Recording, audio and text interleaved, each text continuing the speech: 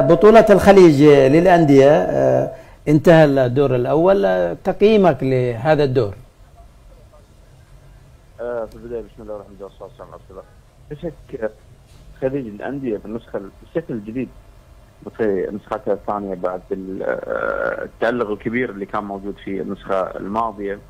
اليوم بلا شك وبعد نهاية الدور الأول حقيقة احنا قاعد نشوف تطور كبير قاعد نشوفه في دور كأس الخليج للأندية، خاصة بعد التغيير الكبير اللي صار بدأ من النسخة الماضية بزيادة الجوائز والشكل الجديد للبطولة بالطريقة اللي موجودة، خاصة أن احنا شهدنا قاعد نشهد تطور كبير من خلال الأندية حتى المشاركة في هذه البطولة، وشلون ان احنا قاعد نشوف في حتى على مستوى المشاركة ومشاركة الأندية اليمنية والأندية الغربية وأندية كل الأندية. تفاجأت أنت بمستوى التضامن؟ بلا شك التضامن والشكل المميز اللي طلع فيه حقيقة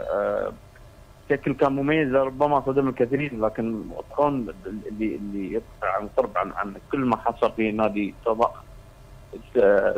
يعني متابع التضامن وتعادله مع نادي النهضه العماني والتألق الكبير اللي كان في مباراه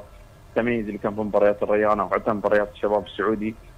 يعني واحد ما يخفي ان التطور الكبير اللي صاير، خاصه بعد ما كان في تطور كبير وقاعد نشوف احنا تطور كبير في الكره اليمنيه، بدا من كاس الخليج الماضيه اللي كانت الفوز على المنتخب السعودي، او حتى من خلال التطور الكبير اللي موجود في الفئات السنيه. فمثل هذه البطولات ومثل هذه المشاركات للانديه اليمنيه وكل الانديه حقيقه هي انعكاس للتطور الكره اللي قاعد نشوفها سواء في الكره اليمنيه او الكره الخليجيه بشكل عام، خاصه بعد الاهتمام الكبير من الاتحاد الخليجي لكره القدم في هذه البطوله والجوائز الكبيره النقديه والماليه سواء الفرديه او حتى على المستوى الجماعي، جوائز نقديه كبيره والكل يطمح انه يشارك في هذه البطوله. رغم يعني عمل الاتحاد الخليجي الملحوظ بالتسويق الجيد للبطوله ورفع الجوائز الماليه للبطوله، الا ان الحضور الجماهيري ما زال يعني نقطة استفهام يعني في المباريات، مع ان حتى الطقس جميل يعني في هذه الاثناء. الطقس جميل في هالجولة، لكن طقس الجولات اللي راحت لك عليه شوي. لكن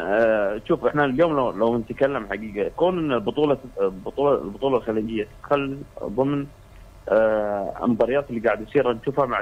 دوري ابطال اسيا، وحتى كتوقيتها مشاركة الاندية الثانية كلها في دوري ابطال اسيا، ولربما يمكن عدم التسليط الضوء عليها بشكل كبير، رغم ان كل المباريات منقوله على معظم القنوات الخليجيه الرياضيه ومجانيه، ربما هذا يكون سبب. نعم مو مجانيه صحيح، لكن لو احنا نشوف المستوى يعني او من خلال التطور الكبير اللي قاعد نشوفه حتى من خلال المباريات الكبيره اللي قاعد نشوفها، على سبيل المثال في المباريات اللي تقام في العراق والتميز الكبير اللي قاعد نشوفها فيها والحضور الجماهيري الكبير اللي قاعد نشوفها فيها، والنسخه الماضيه خير دليل على ذلك. لذلك مثل هذه البطولات دام ان انت تتكلم عن دور اول، اكيد